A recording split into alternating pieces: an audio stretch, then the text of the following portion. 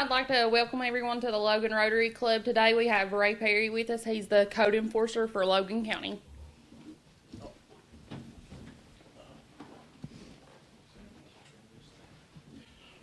Thank you, Lola. I've been here a few times, but today what the topic is weather related, and at the end of the day what it boils down to is that every municipality and the entire county will be a storm ready county and community through the National Weather Service. We're getting ready to install 3 weather stations, one at Man, one at Chapmanville, and one in Logan. There'll be a website that anybody can go to at any time. You can access, your local weather. You can access the river gauges. There's one out here in Logan, one up at Man in case it floods. You'll also have access at a click to the West Virginia flood tool, which is, if you haven't used that, it's not just for floods. You can use it for anything. If you're in real estate, if you're in banking, if you're in, it doesn't matter what it is. You click on there and mess around there long enough, and you figure out that West Virginia University is the one that developed it. And I believe the state of West Virginia is the only one that has it, because everybody sings their praises about it. But it actually has all the updated street names, all the updated addresses on there, house numbers. They just added the lot and parcel numbers to it. So it's a really good tool. If you're in any service industry and you need to find an address, you can just type it in and it will take you straight to a satellite image of the house. So people call me and I say, "Are you the one with the pool in the backyard?" And they seem surprised that I know they had a pool in their backyard, but I'm looking at a satellite photo. So, or they'll say, "Yeah, I did 6 years ago," because it was about when the last maps were updated. But I'm not going to go on real long about what all this is, but in order to be a storm-ready community, this is one of the things I do, is I go around and talk about the storm-ready process. I already mentioned installing the weather radios, or the weather stations. I have 12 weather radios, and all they do is pick up weather alerts. If it has to be something bad. I mean, if it's a frost warning, it's not going to go off. But if it's a flood warning or flood watch or a severe thunderstorm warning or something like that, it'll activate, and then you'll hear the weather radio from Gilbert giving you all the pertinent information. I believe I believe they also work for Amber Alerts and Silver Alerts too. If the National Weather Service has put it out, it will activate the radio. Those go in mostly critical infrastructure areas. There'll be one at the hospital, and there'll be one at the Board of Education Superintendent's office. There'll be one in each city hall in the county. There'll be one at the courthouse. I think there's a couple of other areas that are considered. There'll probably be one in the libraries. Anywhere that has high foot traffic, it'll go in there. And that's just so that everybody is warned as soon as possible of impending bad weather.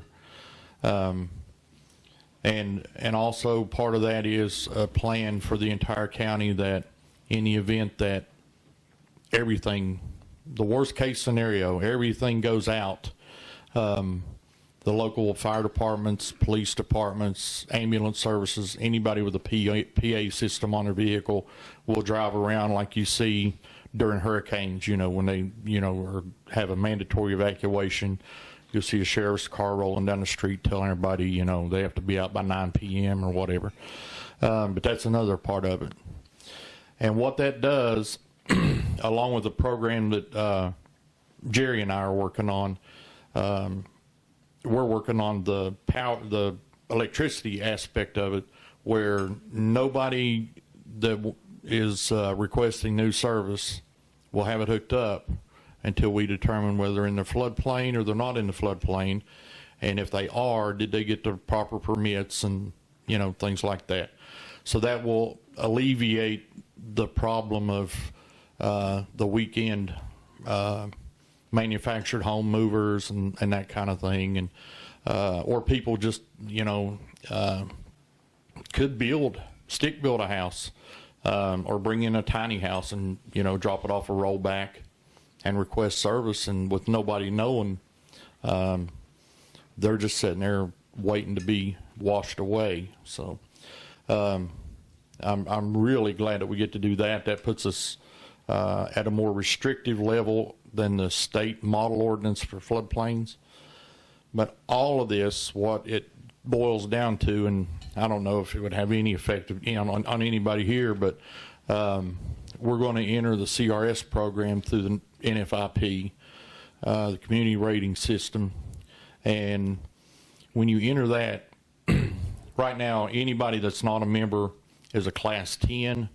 If anybody's familiar with fire departments, the ISO rates the fire department at a certain class depending on capabilities. Well, the same thing will apply to the county. And if you enter at a class 9, everybody automatically, right off the bat, gets a 5% discount on their flood insurance premiums. And the farther down you go, the more of a higher number percentage you get off your insurance premiums. So, a 7 would be 15%. If you're not paying a high insurance premium, you're lucky. But 15% may not sound like a lot to an individual, but I think everybody in the room here is familiar with how much floodplain we have in the county. And when you take all of those policies and combine them and take 15% off, now you're looking at a tremendous savings to all the people in the county.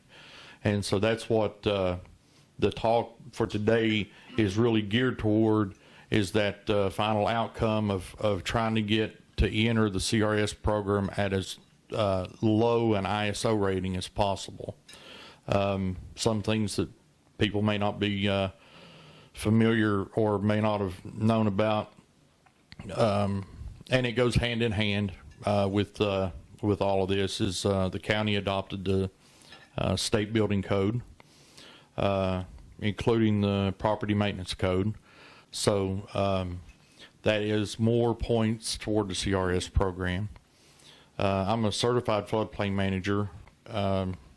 That's extra points to the CRS program. And the county is putting, it doesn't really cost a lot. We already had everything in place. I mean, you can go to other places and I'm not knocking anybody, but, here, the 911 service and ambulance service, fire, police, any emergency services, and volunteer organizations or faith-based organizations, everybody works hand in hand. I may have found out today that that's a wonderful thing, that everybody in southern West Virginia is known for their resiliency, that, they help their neighbors and things like that. And one of my applications, I may not be able to turn in because we all helped each other out so much. There's no way to document how much how many losses we actually incurred. Because there's a group out of Morgantown that brings in furniture. I know there was an apartment fire up the street here, and displaced 7 families. So people were bringing stuff from all over. Well, there's no way to track that because these are volunteer groups who want to basically remain anonymous, other than for you to have their phone number in case something happens. So to that extent, I'll take the resiliency over the losing that one application, because helping each other goes a long way. I went all over the state last year for the June 23rd event that they had in the central part of the state. And what we have, flash flooding, we have very little riverine flooding, if any, maybe a little backwater since the completion of R.D. Bailey. But the flash flooding, usually 4 or 5 hours and it's over with. Those folks, I don't know how they even go to sleep when it starts raining. I crossed the bridge that the guardrail was just beat off, and the river was 40 feet below us. But during that event last year, the water was over that bridge, and those dents was from debris hitting the guardrail going over top of that bridge. And it was just Richwood, 127 homes lost. That's not including all their schools and all their infrastructure and roads that they lost. Everybody saw the pictures from Lewisburg and White Sulphur Springs. So that's what this program is geared toward, to give, everybody more of a heads up, get people more involved in paying attention when the National Weather Service says, something bad's coming, then everybody's going to know a lot quicker, especially the people that are responsible for the children. It'll be a lot better for the school superintendent to know than for her to, maybe pick it up on Facebook or something, whatever they do. But that's what the county is working toward. And if you all have any questions about it or anything, I'd be happy to answer anything I can. And if not, I can find out and let you know. But that's basically it in a nutshell. It's just at the end of the day, it's something to help offset the cost to the people that live in the county. It is a tremendous amount of paperwork, but at the end of the day, it'll be worth it. Does anybody in here even live? No, nobody in here lives in a floodplain or anything like that, do you?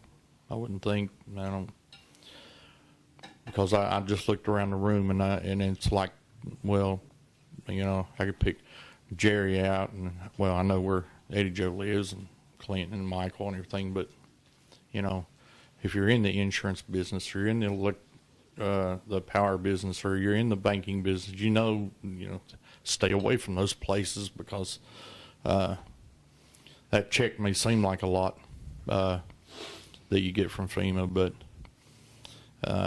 it's not worth all the mucking and gomming and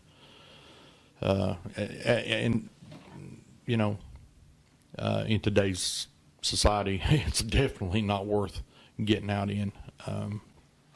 I've told everybody, 30 years ago, 30 some years ago, when I went to the first flood, the only thing we worried about was stepping on a board with a rusty nail and having to go to the hospital to get a tetanus shot. Now, you want to have, tetanus shots and typhoid shots and Narcan and EpiPens and everything you can think of. You want to have them and your buddy wants to have them, because you never know what you're going to come into contact with. So these advanced warning things to get people out obviously protects lives. Nothing's going to protect the property if it's not built properly. But we're going to make every effort to make sure that, the people stay safe. Everybody remembers 2012 at Mud Fork. All the kids were stuck at school at Verdonville. Well, okay. Why get them out? They're in a safe environment with their teachers. They've got food. They've got electricity. They've got everything they need there to, and by the end of the school day, the water was gone. It was still, the roads were still impassable, but it was still possible to get them out of there safely. So hopefully with this program, we'll know well in advance, and maybe these things won't sneak up on us. But parking a thunderstorm on top of Dingus Mountain for 2 hours and dumping 5.5 inches of rain, it doesn't matter what you have. It's not going to change much, but at least you'll have a better idea and an earlier idea of, whether things are going to stall out or not. If nobody has any questions, I thank you all for your time and allowing me to come in and talk to you. And if you would come up with any questions, everybody knows they can contact me through the county commission. And I'll give you my real name after the microphone is off, because I'm sure he's going to edit a lot of this. So, Right. What rating you guys gonna shoot for? Try. Do you think you'll be able to come in at? we're going to try, and this is just my personal, thoughts and striving to come in at either a 7 or an 8. Now that's not definite, because we have no control over the ratings. Some of them are on a sliding scale. Some of them are a fixed number. So until we submit our application and they go over it and grade the application, and we'll have several visits from various agencies that we have to go through, ISO being one, FEMA being one. They do a community action visit, and they drive all over the county to look and see what's going on, and, kind of like an audit. And the last one we had was pretty pleasant. So I'm hoping this next one will be too, but we're going for something a little more strict, and, so they want to make sure that everything's in place that needs to be to. I know, especially with the national flood insurance, as well, a lot of people around here, they definitely need some help with this, because, FEMA's they have to fund it, but here, I think we're paying for a lot of disasters that happen in other places that people's premiums are. Mm-hmm. Obviously, they have to spread it and do it, but it's tough on the people in this area for a 1% chance over the next 100 years to flood. Yeah. It's a lot of money these people are paying out for flood insurance. Yeah, and you're right. And the CRS is one way of getting the premiums down some. For the local people, obviously, like you said, there's only one flood insurance policy, and that's through NFIP, no matter who your insurance agent is. And you're right, it all went to Hurricane Katrina and Superstorm Sandy and so forth, and Maria and Jose, and it just keeps going on and on. But this is something we can do on a local level, and it won't put money into an account for the local people to draw out of, but it will save them money, as opposed to any other county that doesn't have this program. It's not risk-based as far as that. If you live in Louisiana or if you live here, am I right, Clinton, Michael, on NFIP, you pay the same rate no matter where you're at as far as that, or is it risk-based? It's risk-based. Your zone it's risk-based. Is it? Yes. Yeah. And your elevation too. Right. Someone, say in Louisiana, as far as that, would they have the same scale that we go by depending on your elevation, as opposed, is it all the same It's rates? community rated. No, it's not the same rate. Okay. It's community rated. Yeah. And two, when you get to places like Florida and Texas and Louisiana, their building codes are way, way more restrictive than what the International Code Council requires, and rightfully so. Our building here, I think the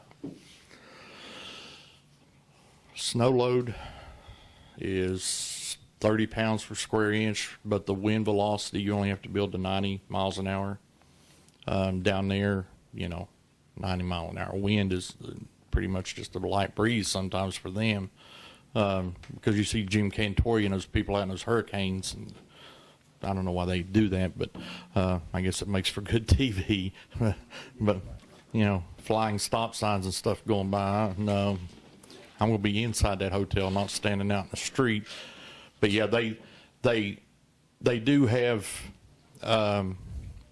different levels of premiums, but they also have these mechanisms in place to drive the premium costs back down, as long as you do what they tell you to do, And it's the same way here, and I'm sure that Michael or Clinton can chime in, but if you build if you get an elevation certificate and you build it 2 feet above that, whatever they say that the base flood elevation is, and you're in compliance and you elevate your utilities and so forth and so on, you do get a better premium rate, as opposed to people who, like I mentioned, may slide a manufactured home in on the weekend and then try to get insurance on it. Well, it's almost impossible. Since 2012, with that Biggers Water Act, where the federal government stopped subsidizing the NFIP, and I guess now, is that right, Michael? By now, everybody's at 100% actuarial rate? They modified that a little bit, right? Yeah, after everybody's, Complaining about it. well, rightfully so, yeah. There was one guy, I think over in Charleston, that the Charleston floodplain manager or the Kanawha County guy was telling me he was paying like $800 a year flood insurance, and they put that Biggers Water Act in, and it went to $12 grand a year. So there's a lot of people who still, right now, their flood insurance premium will be higher than their mortgage. But, I guess that's that's the choice you make if you want to live near a stream or a river or whatever. But if you build it correctly, you can still work your way down in the premiums. Not a whole lot, not like. And another thing I would just mention real quickly is, even if you don't live in a floodplain, I think last June, 67% of every home flooded wasn't in a floodplain. They were high and dry. I mean, they were up on a mountain and they got flooded. So just because you don't live there doesn't mean you don't need flood insurance. But if you're not in the floodplain, you get a premium. Yeah, it's like pennies on the $100 for a flood insurance policy. And we saw in 2012 at Mud Fork, people that didn't even live in the 500-year floodplain got flooded, or their homes were undercut where the streams washed out. And it's a good thing to have, just in case you need it. But not enough people take advantage of that, in my opinion, because it it does two things. And I think, again, I'll turn to the professionals in insurance, but no matter what anybody tells you, you can have all the homeowners insurance you want, but it doesn't cover you for a flood. Nothing does, except for a flood insurance policy. So I'll turn it back over to Madam President, but thank you all again for your time. And if you have any questions, just let me know.